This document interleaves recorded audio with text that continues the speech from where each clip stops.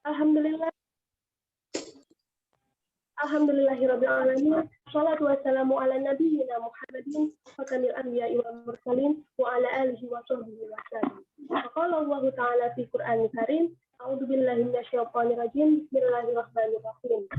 Ya ayyuhalladzina amanu taqullaha haqqa tuqatih wa la tamutunna ayat babak. Pertama, kita panjatkan puji syukur kita kehadirat Allah Subhanahu wa Ta'ala yang mana telah memberikan kita rahmat, taufik serta hidayahnya sehingga kita bisa berkumpul, bisa diberikan kesempatan di acara yang luar biasa kali ini, webinar Politico Talk, dengan keadaan yang sehat walafiat, tak ada halangan suatu apapun. Salawat serta salam tak lupa tetap kita curahkan kepada junjungan kita Nabi Muhammad SAW yang mana telah membawa kita dari zaman jahiliyah menuju zaman Islamiyah yang penuh berkah kali ini. Nah, baik, izinkan saya untuk perkenalan terlebih dahulu. Perkenalkan teman-teman, saya Mariatus Salihah. Bisa dipanggil Maria atau Mariatus. Saat ini saya sedang menempuh pendidikan di Universitas Gadjah Mada, jurusan Manajemen dan Properti, Sekolah Vokasi, Angkatan 2019. Baik, langsung saja ya, sebelum kita mulai acara pada pagi hari ini, mari kita buka diskusi yang keren kali ini dengan bacaan basmalah bersama. Bismillahirrahmanirrahim. Baik, langsung saja, langsung masuk ke acara inti saja, yaitu penyampaian sekaligus pemaparan materi oleh pembicara kita yang sangat keren sekaligus inspiratif kali ini. Mungkin teman-teman sudah tahu ya tema dari diskusi pada pagi ini, yaitu politik para raja, perbandingan politik raja-raja di Jawa dan Maluku pada abad ke-20. Nah, membahas soal politik nih, diskusi ini dimaksudkan untuk menganalisis model politik raja-raja di Maluku dan Jawa pada abad ke-20 sebagai kawasan yang berdiri banyak kerajaan tentunya. Nah, Maluku dan Jawa ini adalah dua wilayah yang memiliki perbandingan politik khusus dan unik tentunya. Dengan kata lain, diskusi ini hendak mempertanyakan sekaligus melihat perbandingan bagaimana model politik yang akan dibangun oleh raja-raja di Maluku dan Jawa pada abad ke-20. Nah, diskusi ini model politik yang dimainkan oleh para raja-raja kita. Nah, melainkan juga menangkap sejumlah konsep-konsep kekuasaan politik yang diyakini atau dipraktikkan pada dua arah. Gitu. Konsepsi kuasa yang dipahami pada raja-raja di Jawa dalam membentuk peran politik raja-raja. Nah, dalam perkembangannya konsepsi kekuasaan dan politik para raja di kedua wilayah pasti sedikit banyak telah berubah karena bersinggungan langsung dengan sejumlah perubahan sosial politik di Jawa maupun di Maluku. Nah, tidak perlu panjang lebar, langsung saja kita sapa pembicara yang sangat insightful pada pagi ini, yaitu yang pertama ada Kak Wasisto Jati. Selamat pagi, Mas. Selamat pagi, Mbak Maya dan kawan-kawan semua. Semoga kita dalam keadaan sehat selalu. Amin. Alhamdulillah, luar biasa sekali. Terima kasih sekali lagi sudah berkenan hadir dalam webinar pagi ini. Nah, teman-teman, beliau ini merupakan alumnus Australian National University, sekaligus beliau juga peneliti di bagian politik ya, Mas ya, yaitu di LIPI, yaitu Lembaga Ilmu Pengetahuan Indonesia. Dan tentunya masih banyak sekali prestasi-prestasi yang tidak kalah, yang lebih keren, yang tidak bisa saya sebutkan satu persatu. Nah, baiklah, untuk mengefisiensikan waktu, langsung saja kita dengarkan pemaparan diskusi yang sangat insightful kali ini dari Kak Wasisto Jati. Saya persilakan. Baik. Ya, terima kasih atas kesempatan yang diberikan. Mohon izin saya bisa share screen ya. Ya. Maaf, saya bisa jadikan co-host kok, pasti disable ya. Oh ya, host, saya jadikan host. More. Co-host ya Mas ya? Co-host atau? Ya.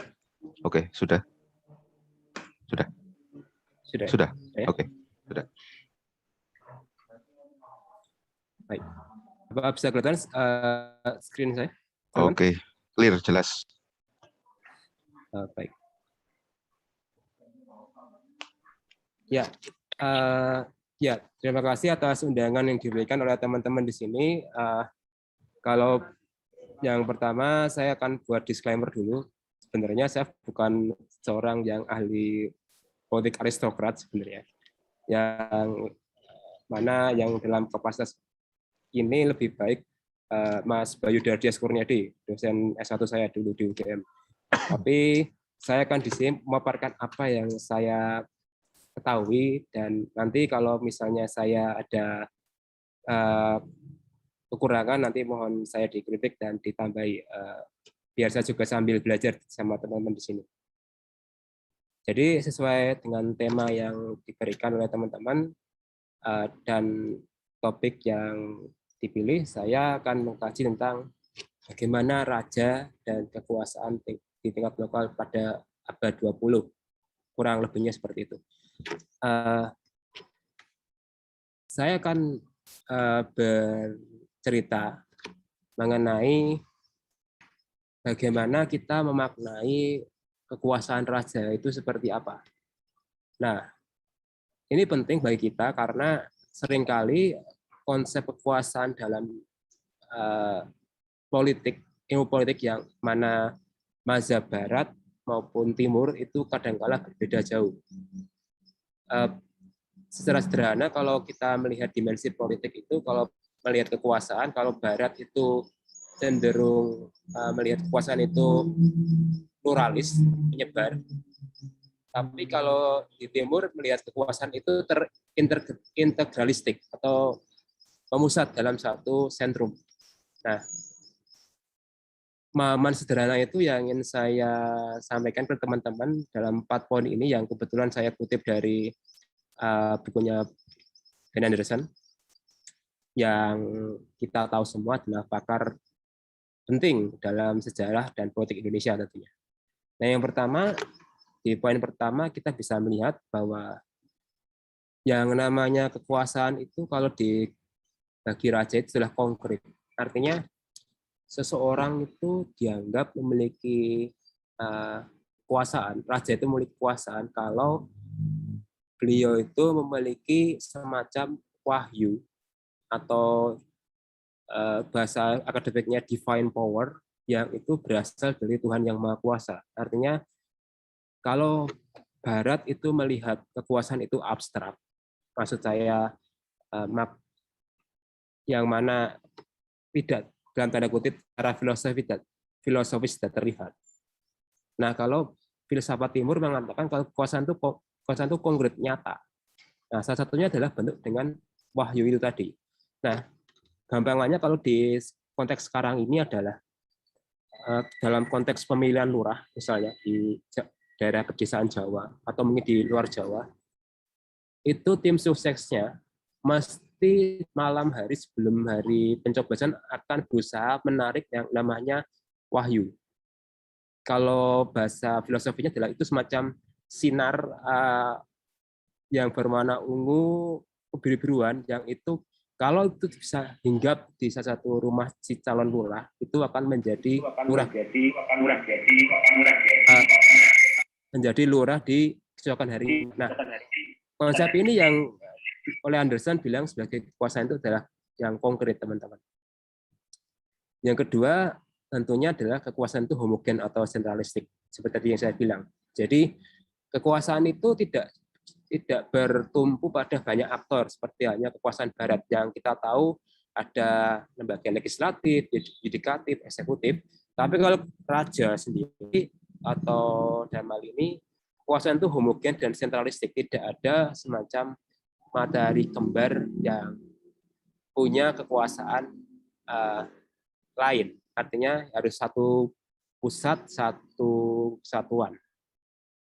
Yang ketiga tentunya adalah kekuasaan itu bersifat tetap karena berasal dari sumber alam semesta. Nah, penting bagi kita bisa melihat bahwa ada konsepsi makrokosmos dan mikrokosmos. Nah, sederhananya begini. Kalau kita melihat gelar-gelar raja yang dipakai oleh Kesultanan Yogyakarta atau Surakarta, itu mereka mesti ada kata bawono kan. Kalau Yogyakarta itu Hamengkubuwono, Hamamayu Hayuning Bawono kan, memangku keindahan atau keseimbangan alam. Pakubono itu cenderung menjadi sentrum dari alam semesta. Nah, maksud yang ingin saya katakan di sini adalah kekuasaan dalam konsepsi Raja Jawa itu, konsepsi dalam kekuasaan raja itu cenderung menggabungkan makrokosmos alam semesta dengan mikrokosmos, yakni manusia itu sendiri. Artinya adanya relasi kedua hal itu membuat kekuasaan itu sifatnya ajak, tidak bisa berubah, tidak bisa berkurang, tapi tetap. Nah, yang keempat itu yang namanya kekuasaan itu yang namanya keabsahan. Nah, kalau diibaratkan kekuasaan itu harus mendapatkan rekognisi kan, pengakuan dan sebagainya. Nah, kalau di konsepsi raja itu kekuasaan itu ada wujudnya gitu. Yakni tanpa harus lewat pengakuan publik pun kekuasaan itu sudah ada muncul gitu. Nah, yang tentunya boleh kita baca meskipun ini masih sifatnya itu sangat filosofis dan abstrak, tapi ini berjalan secara nyata dalam konsepsi kekuasaan Raja Jawa. Nah, keempat konsep ini yang kemudian ingin saya elaborasi lebih lanjut, apakah model kekuasaan raja di awal dan awal, pertengahan maupun di akhir abad 20 itu sifatnya seperti ini. Karena salah satu poin penting pergeseran kekuasaan raja di Jawa itu terjadi ketika masuknya kolonialisme ternyata. Nah, ini yang sekiranya perlu kita melihat. Apakah konsepsi klasik ini masih bertahan hingga masuknya kekuatan Barat?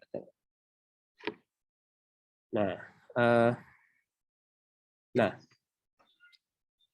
di sini kita melihat kekuasaan raja itu belah sebenarnya. Kalau dulu itu kekuasaan itu sifatnya absolut, tersentralistik dan tidak bisa terbagi. Justru ketika pasca perang Diponegoro itu terjadi perubahan cukup signifikan dan radikal ternyata. Nah, salah satu poin mendasarnya adalah munculnya Patih Dalem yang membuat peran raja itu tidak lagi sifatnya absolut, namun lebih sifatnya simbolis dan seremonial. Nah, kalau Patih Dalem ini kalau kita mengacu pada temuannya Peter Carey yang dalam bukunya, kalau di bahasa Indonesia Kuasa Ramalan, itu menyebutkan upaya bagaimana pemerintah kolonial Hindia Belanda itu mengintervensi rumah tangga keraton. Karena kalau misalnya keraton ini tidak dikontrol, otomatis akan mengganggu stabilitas kolonialisme saat itu. Makanya kemudian Patih Dalem ini dimunculkan. Nah, munculnya Patih Dalem ini terus terang membuat peran raja itu kemudian lebih sifatnya simbolis dan seremonial. Nah, beberapa Patih Dalem yang kita kenal misalnya Patih Danurejo 1 sampai 4, Patih Prawiro Dirjo dan sebagainya. Artinya para patih ini juga diturunkan secara turun-temurun, kawan-kawan.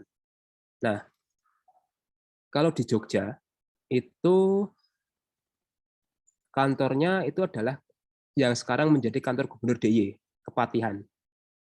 Dan dulunya itu adalah kantor dari patih sebenarnya. Nah, posisi patih ini kemudian membuat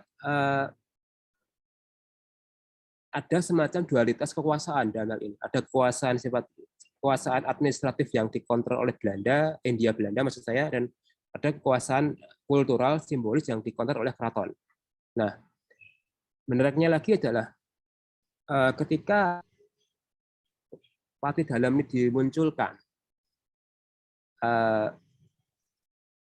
fungsi dari Patih ini ternyata memihak antara raja dan juga Hindia Belanda. Makanya kemudian ketika masa Hamengkubuwono ke-9 itu posisi Patih dihapus karena merasa membuat raja itu tidak dekat dengan masyarakatnya. Nah, ini yang kemudian memicu friksi dengan Hindia Belanda saat itu, karena saat itu Hamengkubuwono IX yang tentu masih berusia muda berhadapan dengan utusan Belanda yang lebih senior, namun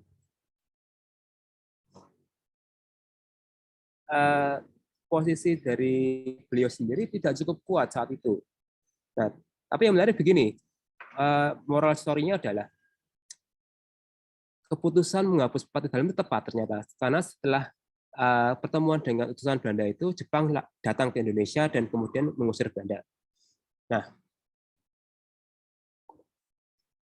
kembali ke konsep kekuasaan, nah ternyata adanya Patih Dalam ini menggeser karakter kekuasaan raja yang dulunya itu bisa menguasai segalanya, tapi kini disempitkan dalam bentuk kepemilikan tanah. Nah, disinilah kemudian memunculkan bahwa raja-raja yang ada di Jawa itu kemudian berkuasa karena tanah yang dimilikinya. Yang kemudian kita bisa simak hingga hari ini, kawan-kawan. Jadi kalau di Jogja, di Surakarta ada sistem tanah yang namanya Magersari, yang itu tanah itu disewakan oleh masyarakat, disewakan oleh keraton kepada masyarakatnya. Dalam artian itu adalah bentuk kontrol politik terhadap masyarakatnya melalui tanah tersebut.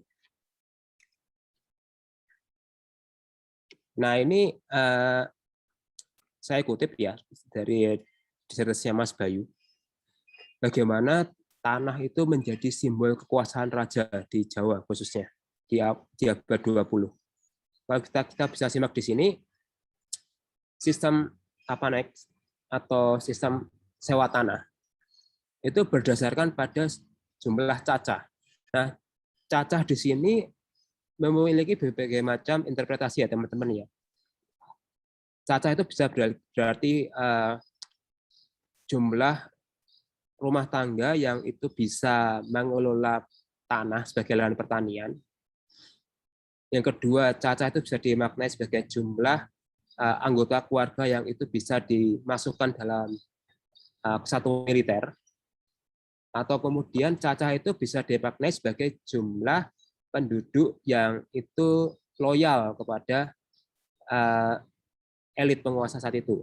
Nah, di sini kita bisa simak, ternyata ada berbagai macam stratifikasi kekuasaan di bawah raja ternyata. Dalam hal ini, posisi Patih itu masih tertinggi. Dia memiliki 20.000 cacah, atau gampangannya 20.000 orang. Adipati Anom 8.000, Ratu Oyang 1.000, bawah hingga Kliwon 2.000 orang. Artinya dengan berbagai macam pembagian cacah ini menunjukkan bahwa kekuasaan yang dulunya absolut itu sekarang cenderung terstratifikasi akhirnya.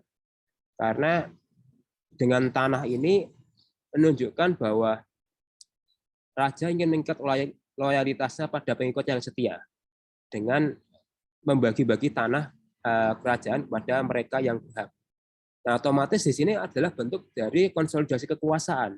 Karena dengan demikian, kalau misalnya ada masalah internal, maka dengan otomatis hak atas tanah dicabut oleh sultan. Nah, sistem ini kurang lebih berlaku hingga sebelum kemerdekaan. Nah, dengan demikian kita bisa simak bahwa bagaimana seorang sultan itu melihat bahwa tanah itu adalah properti kekuasaan dan properti simbol. Karena disitulah kemudian beliau itu masih dihormati oleh masyarakatnya, yang mana secara politis dan secara ekonomis sudah direteli oleh Hindia Belanda saat itu di awal pertengahan maupun akhir abad 20.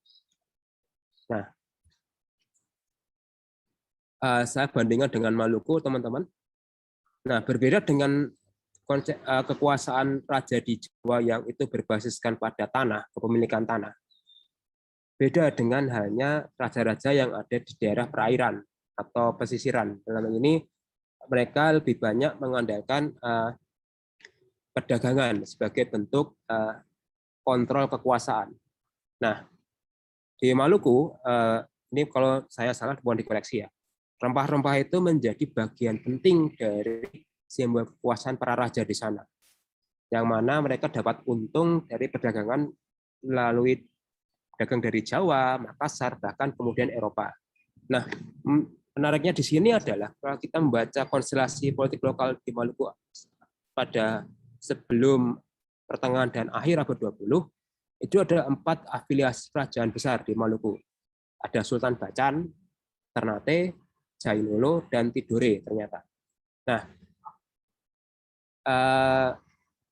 keempat kerajaan ini atau keempat kesultanan ini mewakili akumulasi kepemilikan rempah-rempah yang ada di setiap daerahnya masing-masing. Nah, kurang lebih ini hampir sama dengan kerajaan di Jawa pasca perjanjian Salatiga tentunya, di mana Mataram itu pecah jadi Jogja, Solo, Mangkunegaran, dan Pakualaman yang juga berbasis tanah. Di Ternate juga kurang lebih demikian. Nah, kalau di Jogja itu, kalau di Mataram, Raja Mataram itu masih dalam satu keluarga. Kalau yang ini lebih condong pada persaingan perdagangan. Bacan punya pasar sendiri, Ternate sendiri, Jailolo sendiri, dan sebagainya. Nah, adanya friksi internal para raja ini kemudian mengundang intervensi dari asing saat itu, di mana Sultan Bacan itu di backup oleh kalau bukan Belanda atau Portugis, Ternate Belanda, Jailolo itu kalau tidak salah mungkin Spanyol, ini kalau saya salah dikoreksi. Nah, Sultan Nuku itu juga di backup oleh Inggris ternyata. Nah, kemunculan Nuku ini adalah konsep yang menarik atau contoh yang menarik karena beliau saat itu ingin berusaha mempersatukan lagi fragmen kekuasaan yang terpecah di Maluku pada abad itu, teman-teman. Nah, dalam surat ini saya kurang lebih mengutip beberapa bacaan dari bukunya Pak Muridan Wijoyo, pemberontakan Pangeran Nuku. Nah, adanya fragmentasi kekuasaan yang itu terafiliasi dengan asing itu yang membuat kekuasaan raja-raja di Maluku itu melemah di abad seperti itu. Apalagi dengan munculnya pelayaran Hongi yang itu memonopolik perdagangan rempah-rempah, yang mana yang tidak mau bekerjasama dengan Belanda, maka dibakarlah perkebunan rempah-rempah tersebut. Yang itu tentunya memicu kemarahan Nuku itu, di mana kebebasan untuk berdagang yang itu menjadi simbol politiknya kok dipangkas oleh Belanda. Nah, disinilah kemudian poin yang Nuku ambil adalah membangun politik aliansi ternyata, yang itu dimaksudkan dalam bentuk ekspedisi kora-kora sebagai bentuk tantangan terhadap pelayaran Hongi yang dilakukan oleh VOC Belanda.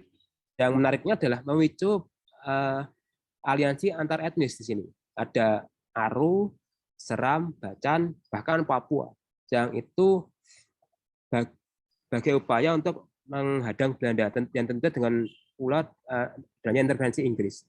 Namun sayangnya adalah ketika Nuku dengan aliansi kora-koranya berhasil mengimbangi Belanda, di tingkat global ada perjanjian antara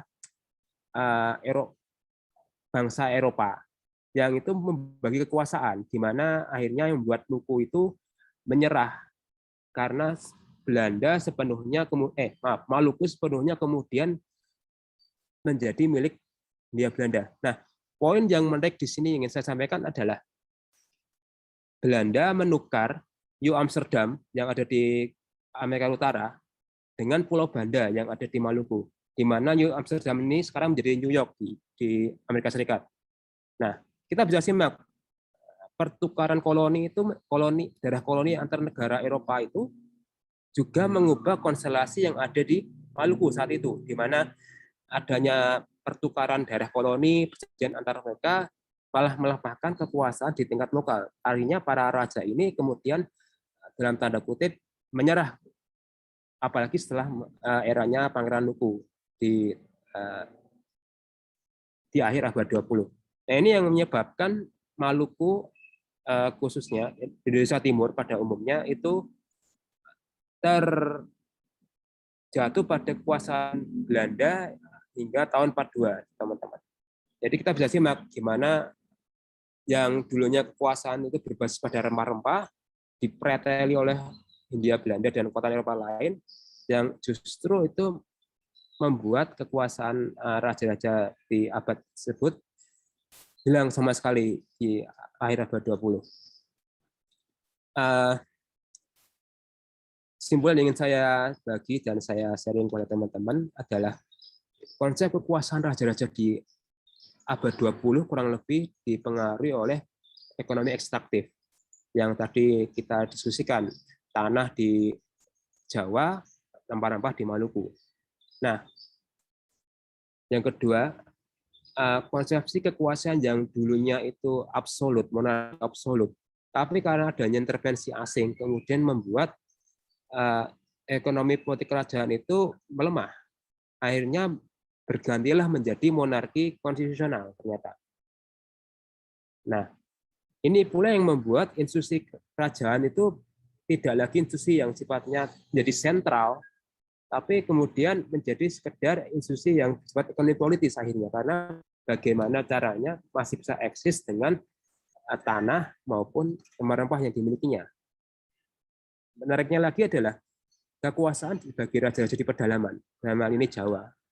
Secara geografis dan politis masih eksis karena penguasaan tanah itu kemudian bisa menyelamatkan eksistensi kerajaan tersebut.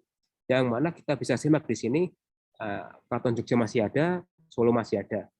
Sedangkan kalau kita bandingkan dengan raja-raja di Maluku, misalnya Tenari Tidore, meskipun ada, tapi pengaruhnya tidak sekuat seperti halnya di abad 20. Mungkin sekian dari saya.